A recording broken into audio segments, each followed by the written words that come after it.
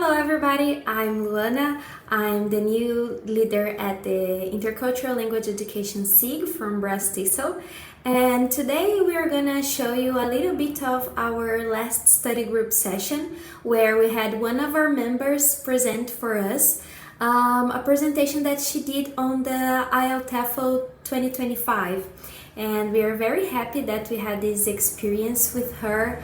It was amazing to have great discussions about interculturality happening in real life. And if you would like to join us at BRAZ-TESOL and at our ILE study group, I'll leave some links on the description so you can join us, and I hope you enjoy. So hi, good morning everyone. My name is Marília, and at the moment I'm studying a master's in TESOL in the University of Exeter, England, together with another group of scholars. And we are here under the Hornby-Trust Scholarship, which is a scholarship for students from English teachers, actually, from the Global South countries. So we have a pretty diverse group here. And as scholars at the University of Exeter and as Hornby scholars, one of our duties is to present at ILE TESOL conference. And that's what we did in April this year in Edinburgh. And what I'm going to show with you today is a sneak peek of our presentation at ILE TESOL. So, which is basically different teachers from different countries, different contexts, presenting what they do in their classrooms. And I thank you very much, Luana, the leader of the SIG, and also Jane and Louise for this invitation to speak. I'm really happy to be here and be able to share a little bit what I'm doing here. And I told my friends, all of these scholars, I told them that I would be presenting for you today, asking their permission to tell their stories, because I'm not involved in what they did, right? What we're going to see today is what they're doing in their contexts, and I'm telling their stories. So there might be some kind of inconsistency, and I might not know exactly what happened there. So what I'm going to do is tell a version of what I understood from their stories. And I asked their permission, and they were very happy, and they're very excited that I'm doing this, and they want to hear how it went. So just for you to know that they're also very happy for this to be happening now, today, with the SIG.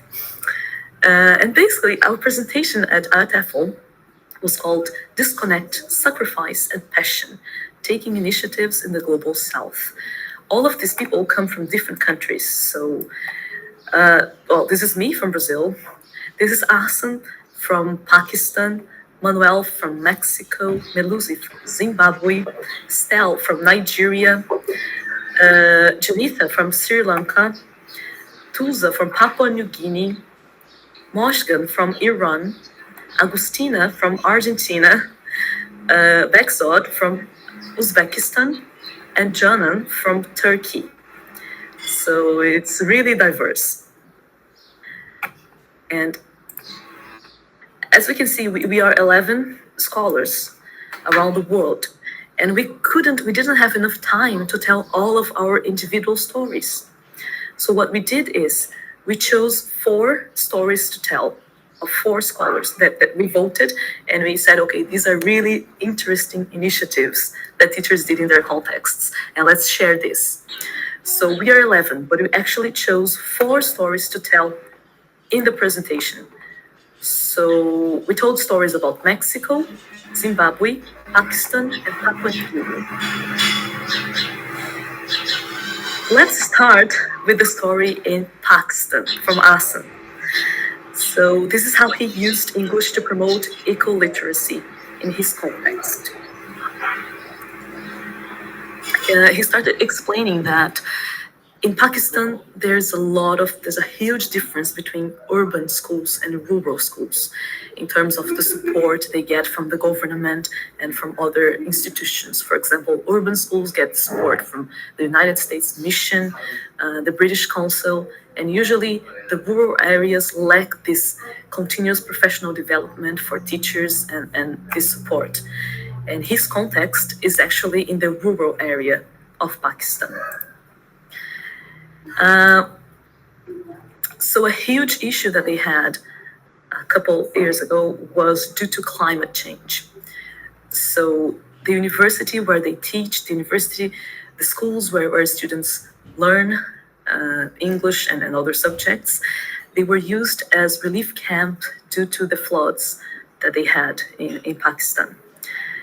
And he was very surprised to see that teachers were not talking about this during the English classrooms. This was not a topic. They were teaching in the middle of a relief camp, and they were not talking about climate change related to their contexts.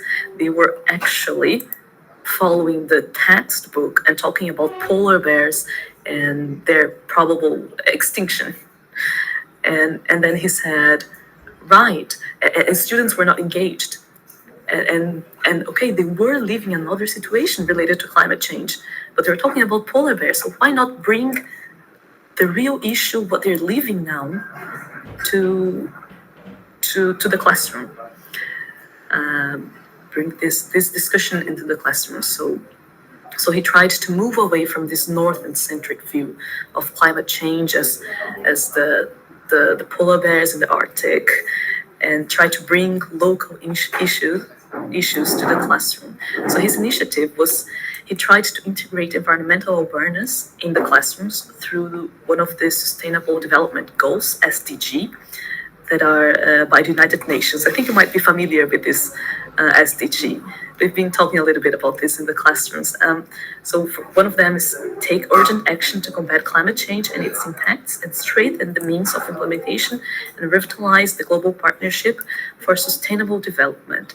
And he read these two goals and tried to combine them in the classroom through collaboration. So he talked to a local NGO in Pakistan that tries to raise awareness about a special type of dolphin that exists near the area of Pakistan that is called blind dolphins. There's a special name for them, but it's a species that is endangered there. And so he invited people from these NGOs to talk about this local issue to the students, and the message was that you don't need to be a climate expert to talk about climate change. And what he did is, after the students learned about this, students were invited to write reflection paragraphs in English of what they learned from this experience. And he also established green routines, so environmental friendly actions that they could implement in their daily lives, and also surveys to students to see what did you think of this initiative? Did you enjoy learning in this way? And the feedback was very positive.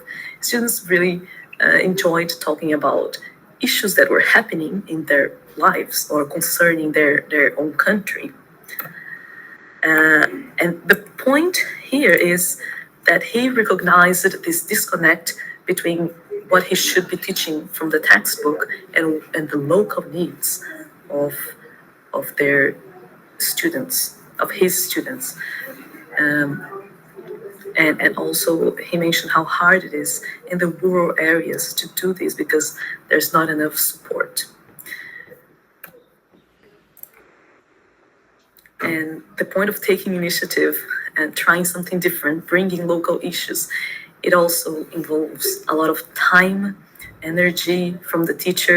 Sometimes you spend extra hours planning the lesson, and you can also find rejection and resistance from other parts. So you're not doing what you were supposed to do sometimes, right? And sometimes you might fall behind in the schedule and the units of the course book. So it is challenging, but I think it's also very rewarding when teachers can do this in the classroom. And what he told is that we can implement these little changes in our daily teaching. We can raise environmental awareness through conversations with students, and we can bring our teacher's voice through this. Okay, second story is Manuel from Mexico. he teaches general English to students in a international relations course. So his initiative was moving from general English to student-led English for specific purposes. So, okay, he teaches in higher education at the University of Mexico, and he teaches English to international relations undergraduate students. And the thing is that what he was teaching from the course books was not what students needed to learn. Students were going to the classrooms and they were not able to read articles, to understand what the topic was. So this general English was not meeting their specific needs. So he tried two initiatives starting from learners' needs. One of them was to create listening activities. So students would create their own listening activities to lead to other students. And the other initiative was to create glossary of unknown words and definitions that they would come up, they would find when they read articles in their daily lives.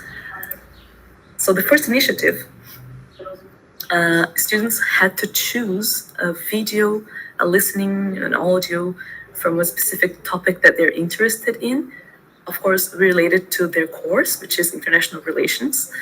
And I found very interesting that they chose one about Brazil here, the truth about politics in Brazil. I wonder what this video tells us about. But anyway, so the student would watch the video and develop their own listening questions to the other students to complete. So the students were kind of the teachers in this situation. So here you can see, for example, the listening activity that the students developed, the video, and here the answer key that the students came up with, which is very interesting because that means that students need to understand the video in order to create the listening questions, right? And then once the activity was created, students presented it to the class, and the class did the listening comprehension activities, which I found quite interesting. It's something I'd like to try with my students too in the future. And the glossary was something done throughout the year. I'm not sure if it was an individual practice. Each student had their own glossary, but I think it was actually a combined practice. One glossary for the class, and every student would add the words to the glossary. I think this is what happened there. And it's very interesting. So they have the new words they learned, the translation to Spanish, the definition, and an example of the word used in a sentence. So I think it's quite interesting how this can raise awareness of lexes and vocabulary use. So I found it very interesting. But Manuel explained that it was not easy at first. Well, the whole process wasn't easy because students at the beginning felt, well, they weren't engaged. And they listened, when they understood they would have to create a listening activity, they were like, oh, come on, just give us the listening, let's just do the activity in the course book. They were not engaged because it was not something they were used to do. And he said that it also increased his workload. You think, okay, students are creating their listening activities. I'm here just facilitating, mediating. Not really, because he had to go over every listening activity, check the video, see if it makes sense, and give feedback to the students before the activity was ready for use. So it involved a lot of teacher corrections. So this increased his workload. There was a lack of enthusiasm from the students at the beginning. So he just highlighted how hard it is when we share power with students. But at the same time, at the end of this process, students said that was one of the best modules they had in the term. They had a very the experience was very rewarding for the students, and he highlighted the collaborative creation of materials, this blend of technology in it, and how he understood language as a process, not as a testing, not as an exam.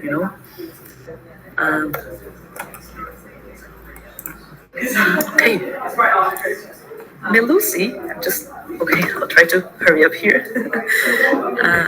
Melusi from Zimbabwe has a very interesting initiative because he works in a refugee camp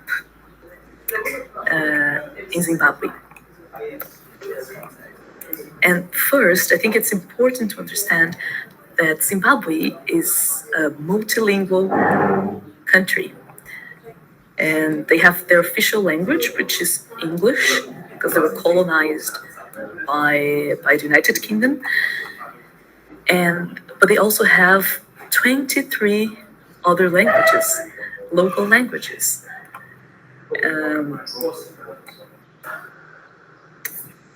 Still, they use English as a medium of instruction. English is the official language in schools there.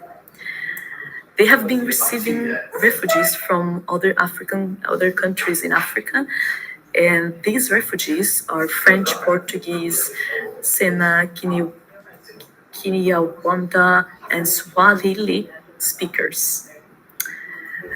And they're just put inside the classrooms. They just put the students in the classroom and expect them to learn. So this student doesn't speak English and is just immersed in this English classroom, and with kids speaking in English, but also speaking other indigenous languages and everything all at once. And he said it's so overwhelming for the students. So they have these cognitive demands because they don't know the language, and this impacts their identity, their self-esteem. So he said these refugee students are sometimes very fragile. They are. It's very hard to reach them. They are sometimes inaccessible because they block their feelings. They don't want to. It's too much for them to take, and it makes sense. So his idea was to create an inclusive learning environment. So he paired up like a co-mentoring program.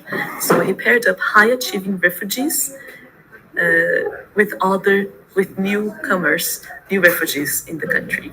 So the ones that were there, that were immersed in the culture, in the English language, to help the new ones, to mentor them through this process.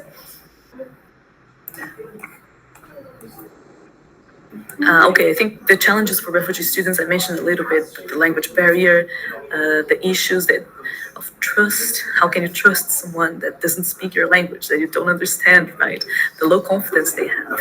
So when he paired up students in this peer mentoring program, he noticed that this created a safe space for the new student to be who they are, to interact with another person that has been through the process that they went through, that they're going through. So he noticed, he was the teacher there. This is just an illustration, a picture. It's not a picture of the situation, but he was the teacher facilitating the interaction of other students, the mentors and the mentees, let's say. And he noticed that this was a safe space, that the students were like a role model for the new ones, and this helped them develop their independence, build connections. So it was very beneficial for them. And in the long term, he noticed that these students were achieving better grades in the school.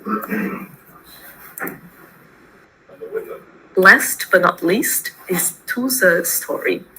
She's from Papua New Guinea, and she works with teachers, not students. She's a teacher trainer, and she tried to empower teachers to develop local reading materials.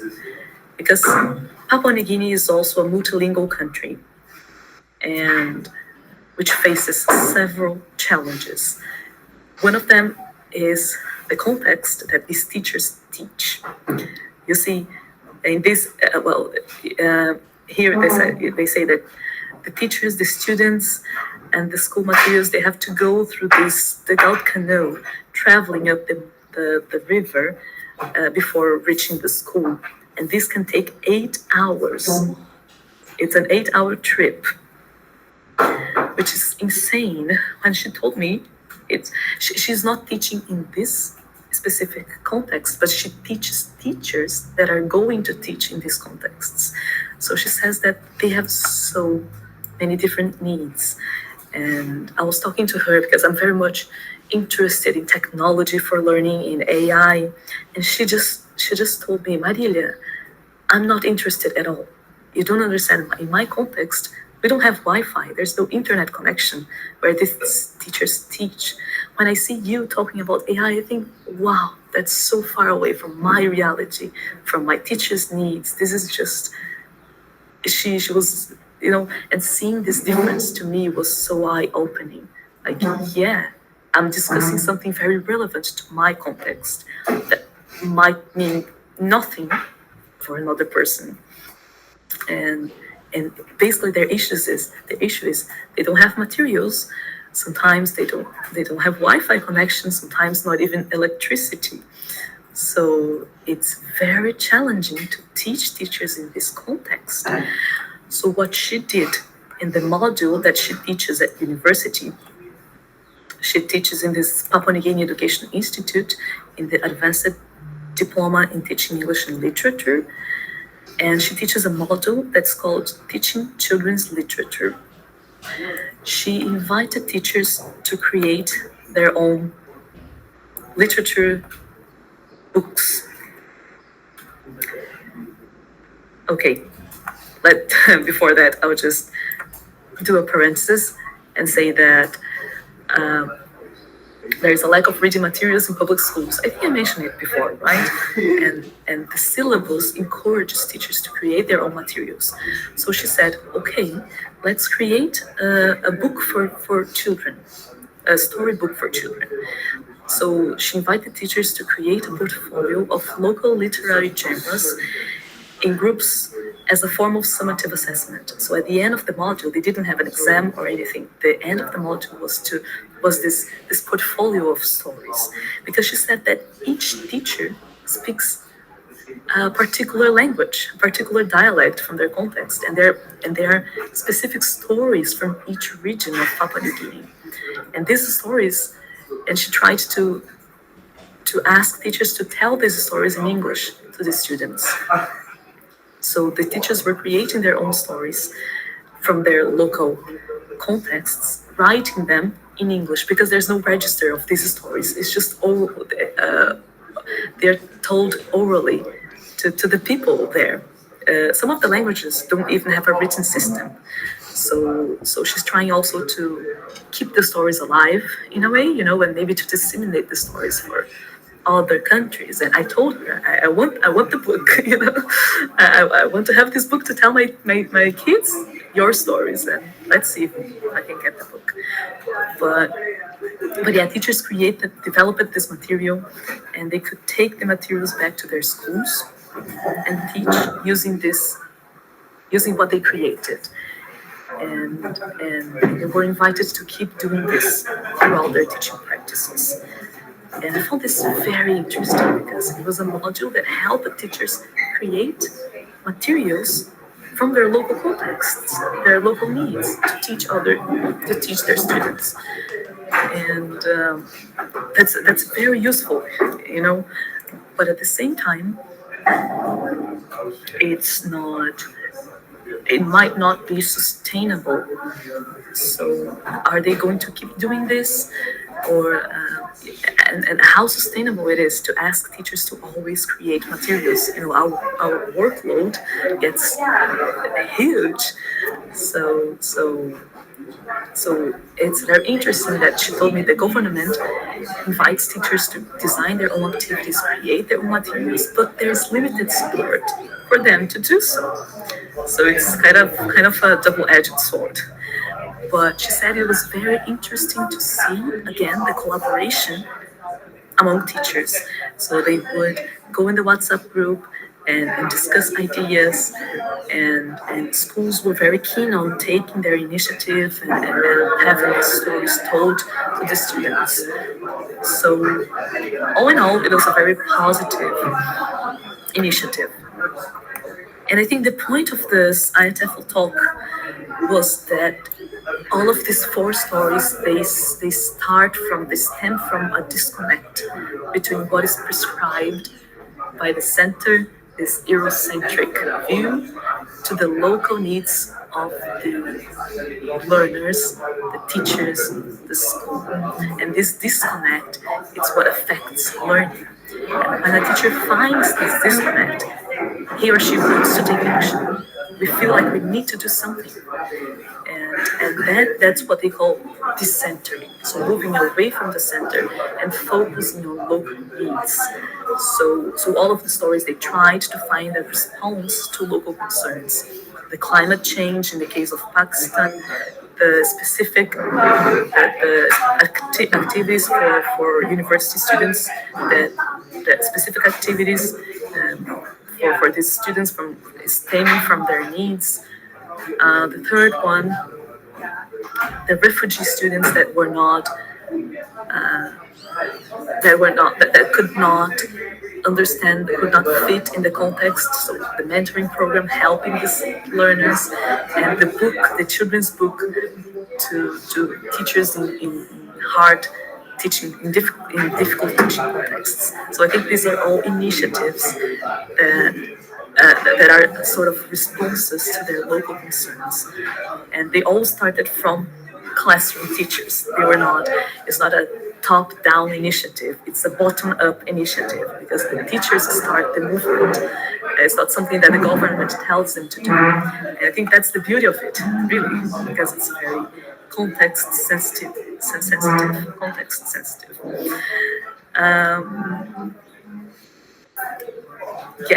They also mentioned the challenges that they found in these initiatives, but they also mentioned that this is what makes teachers.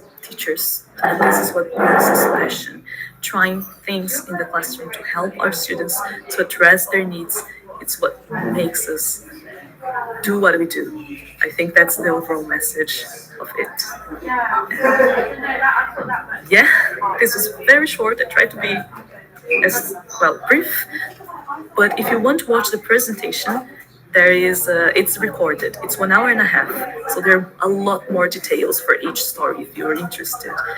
So I can share the link with you later. Thank you very much, everyone.